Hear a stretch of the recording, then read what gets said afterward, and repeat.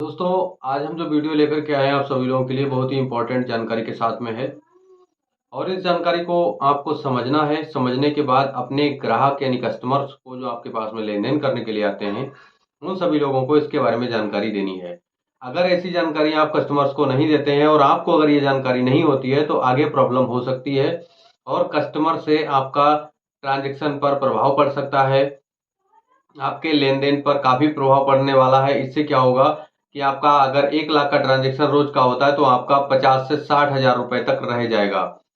70 हजार हो सकता है, 1 लाख तक आपका ट्रांजेक्शन नहीं हो पाएगा क्योंकि उसमें आपका प्रॉब्लम आगे होने वाला है। ये आप सभी लोगों के लिए इंपॉर्टेंट जानकारी के साथ में आपको वीडियो पूरा देखना है और पूरा समझना है। ठीक है। ये आपको कुछ इंपॉर्टेंट नोटिस दिया गया है। क्या है वो नोटिस, किस प्रकार की जानकारी है, सबको हम अपने वीडियो के माध्यम से आपको ये जानकारी देने वाले हैं। तो बने रहेगा वीडियो में लास्ट तक, आपको कहीं भी स्किप नहीं करना है, आपको वीडियो पूरा देखना है। नमस्कार, मैं हूं संजीव और आप सभी लोग देख रहे हैं सीसी टेंशन यूट्यूब चैनल। आपने अभी तक हमारे चैनल को सब्सक्राइब नहीं किया है तो चैनल सब्सक्राइब कर लीजिए, घंटी का बटन दबाना बिल्कुल मत भूलिएगा। आप सभी लोगों के लिए इसी तरह की लेटेस्ट वीडियो हम लाते रहते हैं अपने चैनल पर। तो चलिए हम आपको जानकारी की तरफ लेकर के चलते हैं और आपको हम बताते हैं कि आपको कस्टमर को जो है क्या बताना है, किस प्रकार की जानकारी उसको देनी है। कस्टमर को आगे क्या प्रॉब्लम हो सकती है, कस्टमर आगे आपके पास में अगर पैसे निकालने के लिए आता है, विड्रॉल करने के लिए आता है तो आपको आगे किस प्रकार की सुविधा उसको देनी है और क्या जानकारी देनी। ठीक है। जैसे यहाँ पर एक बैंक ऑफ बड़ौदा की तरफ से लेटर जारी किया गया है, नोटिफिकेशन समझ लीजिए। यहाँ पर दिया गया है कि प्रिय ग्राहक, आपकी जानकारी के लिए सूचित किया जाता है कि हमारे बैंक की परिपत्र संख्या HOBR115/7 5/4/2023 के अनुसार BSBD यानी PM जनधन योजना के तहत खातों में निर्धारित 4 से ऊपर 1 महीने के दौरान निकासी लेन देन पर शुल्क लगाया जाएगा।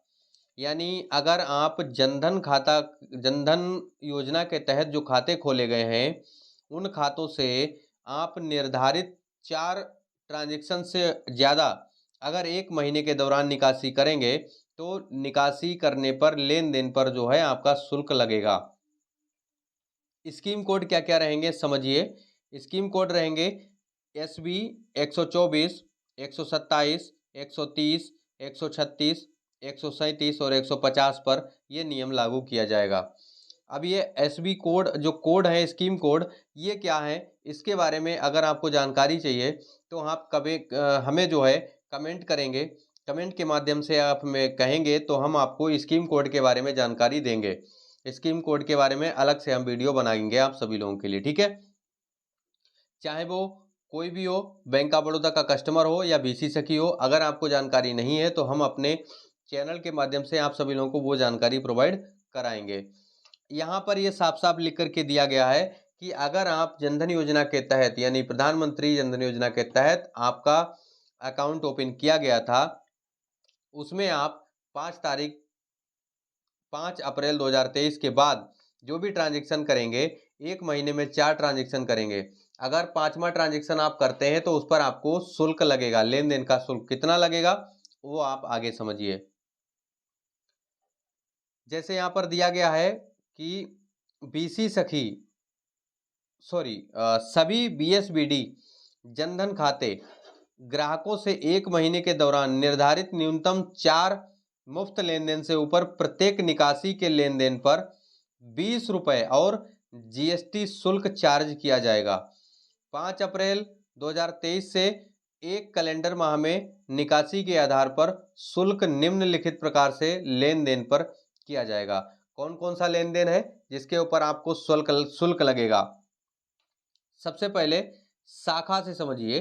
शाखा स्तर पर नगद निकासी, अगर आप बैंक ऑफ बड़ौदा यानी अगर अपनी ब्रांच में जाकर के 4 ट्रांजेक्शन करते हैं तब आपको शुल्क लगेगा यहाँ पर। ठीक है। दूसरा लगेगा BOB वर्ल्ड, RTGS या इंटरनेट बैंकिंग के माध्यम से आप RTGS कराएंगे आउटवर्ड, यानी आप कहीं बाहर अगर RTGS कराते हैं तब आपका चार्ज लगेगा।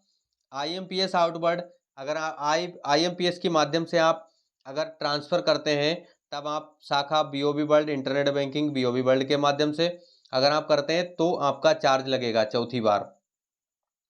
4 बार फ्री है, 5वीं बार में आपसे शुल्क लिया जाएगा। एटीएम निकासी, अगर आप एटीएम के माध्यम से निकासी करते हैं ऑन अस का मतलब है आपका बैंक ऑफ बड़ौदा का एटीएम है और बैंक ऑफ बड़ौदा अपने अपने खुद के एटीएम में लगाया जाता है एक कार्ड, तब आपसे 5वीं बार में ट्रांजैक्शन का चार्ज लिया जाएगा।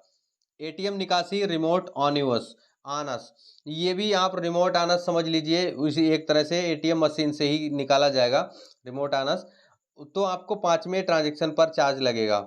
उसके बाद में आता है एईपीएस ऑन अस नगद निकासी, अगर आप एईपीएस के माध्यम से, आपने देखा होगा bank of Baroda BC point से यानी बीसी सखी के माध्यम से या बीसी से आप एटीएम से पैसा निकालेंगे या एईपीएस के माध्यम से यानी फिंगर से पैसा निकालेंगे, तब आप 4 ट्रांजैक्शन एक महीने में कर पाएंगे। 5वीं बार ट्रांजैक्शन करेंगे तो आपका चार्ज लगेगा 20 रुपये प्लस जीएसटी चार्ज। उसके बाद में एईपीएस ऑफस नगद निकासी, ऑनस का मतलब होता है सेम बीसी पॉइंट के माध्यम से, ऑफस का मतलब होता है कि आप BC point, bank of Baroda का बीसी पॉइंट ना होकर के किसी अन्य जगह से पैसा निकालेंगे, तब आपका यहाँ पर वही शुल्क लगेगा। बीसी पॉइंट पर कार्ड आधारित नगद निकासी, कहने का मतलब है अगर बीसी पॉइंट पर किसी प्रकार का कोई एटीएम मशीन है, छोटा सा पॉस मशीन है, कार्ड निकासी या आप एटीएम कार्ड से पैसे निकालते हैं, तब आपको वहां पर बीसी पॉइंट पर कार्ड से पैसा निकालेंगे, तब आपका 5वें ट्रांजैक्शन पर चार्ज लगेगा। महीने में जितना ट्रांजैक्शन करेंगे, 4 ट्रांजैक्शन फ्री है, उसके बाद में जो भी ट्रांजैक्शन करेंगे तब आपको हर ट्रांजैक्शन पर जो है 20 रुपये प्लस जीएसटी का चार्ज लगेगा। एईपीएस ऑनस फंड ट्रांसफर, अगर आप अपने किसी बैंक ऑफ बड़ौदा से बैंक ऑफ बड़ौदा में ट्रांसफर कर रहे हैं, फंड ट्रांसफर कर रहे हैं, तब भी आपको वहां पर चार्ज लिया जाएगा। ठीक, एईपीएस के माध्यम से समझिए, जैसे बैंक ऑफ बड़ौदा से पहले बीसी सखी या बीसी क्या करते हैं, मैं आपको पूरी जानकारी दे ही देता हूं कि बीसी क्या करते हैं कि 10,000 रुपये विड्रॉल कर लिए और 10,000 रुपये ट्रांसफर कर दिए, 20,000 रुपये का लेन देन कस्टमर से कर देते हैं। तब क्या होगा कि 20,000 रुपये जब आप ट्रांजैक्शन करेंगे तो एक ट्रांजैक्शन आपका विड्रॉल का जुड़ेगा, दूसरा ट्रांजैक्शन आपका फंड ट्रांसफर का जुड़ेगा, 2 ट्रांजैक्शन हो जाते हैं।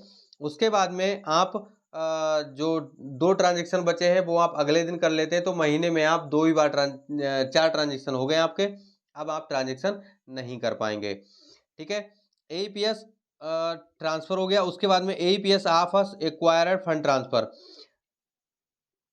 अन्य किसी जगह आप ट्रांसफर करते हैं अन्य किसी अकाउंट में, तब भी आपका यही सेम कंडीशन रहेगा, आपको 20 रुपये चार्ज लगेगा प्लस जो है जीएसटी चार्ज लगेगा।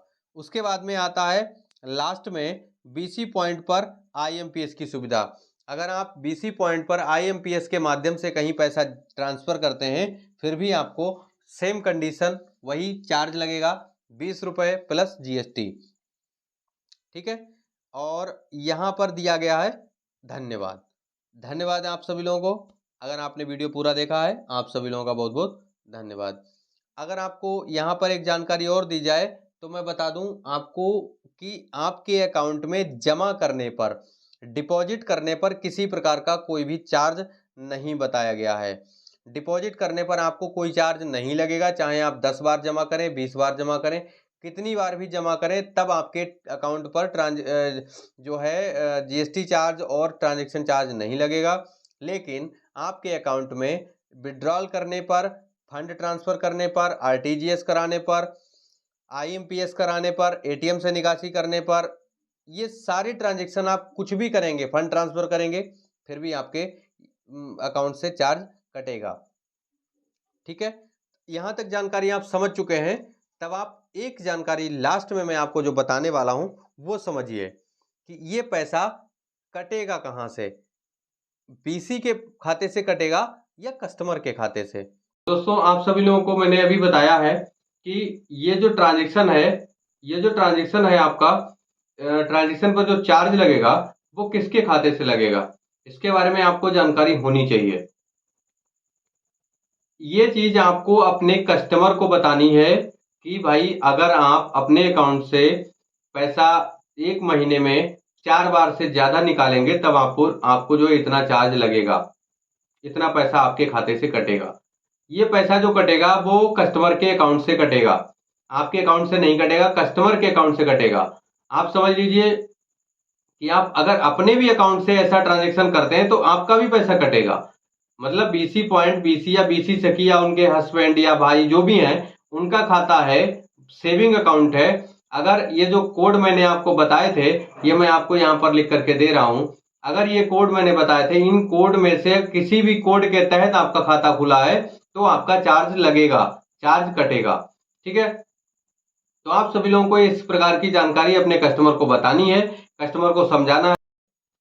आपको हर कस्टमर यानी आपके पास में जो भी कस्टमर आता है, हर कस्टमर को जानकारी देनी है कि कृपया आप 1 महीने में 4 ट्रांजेक्शन ही कर सकते हैं, इससे ज्यादा ट्रांजेक्शन नहीं कर पाएंगे। अगर आप ट्रांजेक्शन करेंगे तो हर ट्रांजेक्शन पर 20 रुपए प्लस जीएसटी आपका चार्ज लगेगा। ऐसे में चाहे आप 4 ट्रांजेक्शन विड्रॉल करके निकालें, या आप आईएमपीएस के माध्यम से ट्रांसफर करवाएं, या आप आरटीजीएस करवाएं, या बैंक के माध्यम से 4 ट्रांजेक्शन करें, जो भी ट्रांजेक्शन होगा आपके अकाउंट का सिर्फ महीने में 4 ट्रांजेक्शन कर पाएंगे। क्योंकि ये लेटर या जो नोटिस है, वो नोटिस सभी लोगों तक नहीं भेजा जाएगा, बीसी, बीसी सखी और बैंक के लिए ही ये नोटिस जो है दिया गया है, ताकि सभी लोगों को ये जानकारी हो जाए। ठीक है, आज के लिए जानकारी बस यहीं तक थी। मिलते हैं अगले वीडियो में इंटरेस्टिंग जानकारी के साथ। नमस्कार।